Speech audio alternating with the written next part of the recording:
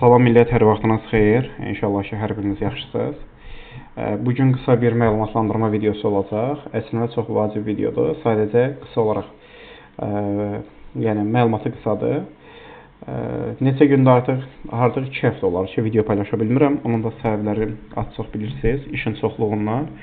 Amma biz keçən həftə Telegram kanalımızda yayın elədik onun əvəzinə ki, bütün sualları cavablandırdıq.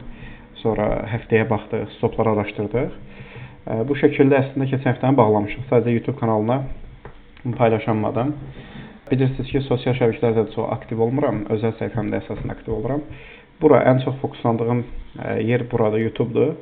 Onda inşallah çalışacağım həftədə bir dəfə ən azı video paylaşım. Amma paylaşmama səbəbim ikinci əsas səbəblərindən də biri, yəni tez bazar video paylaşmaq istəmirəm. Xüsusi bir hazırlığı görüb, yəni heç olmasa bir ümumi görsel olaraq hazırlayıb, ətraflı sadə şəkildə izah eləmək üçün bir kiçik yığın hazırlayıram ki, siz rahat baxıb oxuya biləsiniz, sonra görə biləsiniz, ilkin bir yəni fikir formalaşsın, ön yargı formalaşsın deyə. Ona görə yəni bundan sonraki dərslərimizi elə paylaşacaq, yəqin bu həftə paylaşım olar.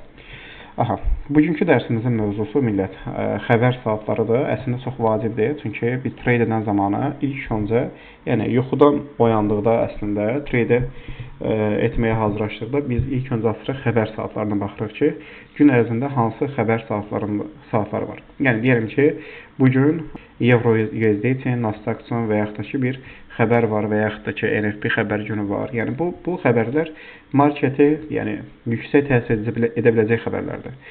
Bu zaman siz əgər fonda aktivsizsə, real balansda aktivsizsə, fonda misal üçün aktivsizsə, çox fonlar onu qadağan edir. Orada 2 dəqiqə qaydası olur, yaxud da 4 dəqiqə qaydası olur. Nə deməkdir 2-4 dəqiqə?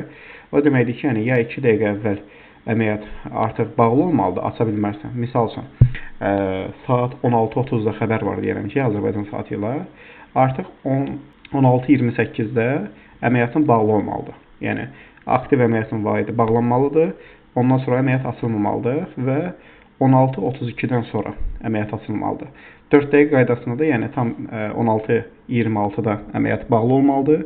34-də isə aktivləşə bilər. 34 keçəndən sonra. Bu şəkildədir. Fonda yəni sərt bir düşüş nəticəsi ani bir stop eləyə bilər, take profit eləsə belə fonun qaydalarına görə problem yaşayırsınız bəzi fonlarda.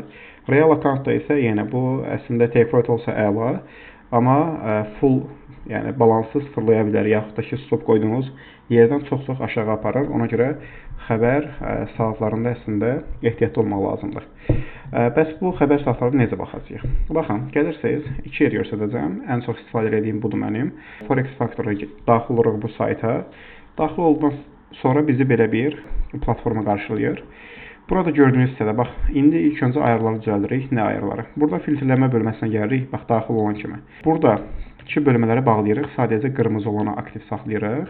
Yaxud da burada artıq dərəcəsinə görə düzülüb. Yəni, bu misal üçün ən adisidir, bu deyələm ki, orta xəbərlərdə bu biraz az təhlükəli, bu isə təhlükəli xəbərlər kimi düşünün. Mən hər zaman qırmızı olanlara baxıram deyə, digərlərini bağlayıram, siz saxlaya bilərsiniz aktiv. Burada təsdiqlədikdən sonra sadəcə qarşımıza çıxacaq xəbərlər qırmızı xəbərlər olacaq. Burada sonra mən keçirəm saat bölməsinə. Baxın bu hissədə.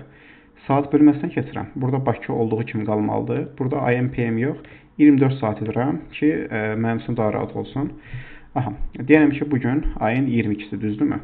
Altı bazar günə düşdüyü üçün burada bir xəbər yoxdur. Deyərəm ki, 24-ü birinci günə düşür. Birinci gün heç bir xəbər yoxdur. Amma ikinci gün 17:30-da USD-də, bax görürsünüzmü? Xəbərlər var burada. Artıq 17:30-da trade eləmək olmaz. USD pariteləri hansı paritelərə təsir edirsə, orada əməliyyat açmaq olmaz. Nə xəbərdir? Misal üçün, xəbərin nə ilə bağlı olduğunu keçib içəridən oxuya bilərsiniz. Bu şəkildə içərisindən oxuya bilərsiniz, nə ilə bağlıdır və yaxud da trade eləmək istəyirsə, xəbər trade içərisindən araşdıra bilərsiniz. Ümumi proses bu şəkildə. Əslində çox sadədir. Sadəcə bilmək lazımdır. Mən düzdür, xəbərin nə olduğu ilə çox maraqlanmıram. Amma daxil oluram, misal üçün 17:30, tamam. 17:30-da bilirəm ki, əməliyyatım varsa bağlanacaq. Tamam. İkinci mərhələdə burada daxil ola bilərsiniz. Bu şəkildə burada da yenə xəbər bölməsinə keçib ümumi oxuya bilərsiniz. Bu əsasən ümumi bir baxış üçündür. Yəni ən çox ümumi bir baxış üçün və yaxud da daha dərindən araşdırmaq üçün xəbərləri buradan elə istifadə edə bilərsiniz. Mən açığı oradan demək olar ki, istifadə eləmirəm. Bu qədər millət. Suallarınız varsa yazarsınız yorumlarda. Hər biriniz Allah amanında sağ olun.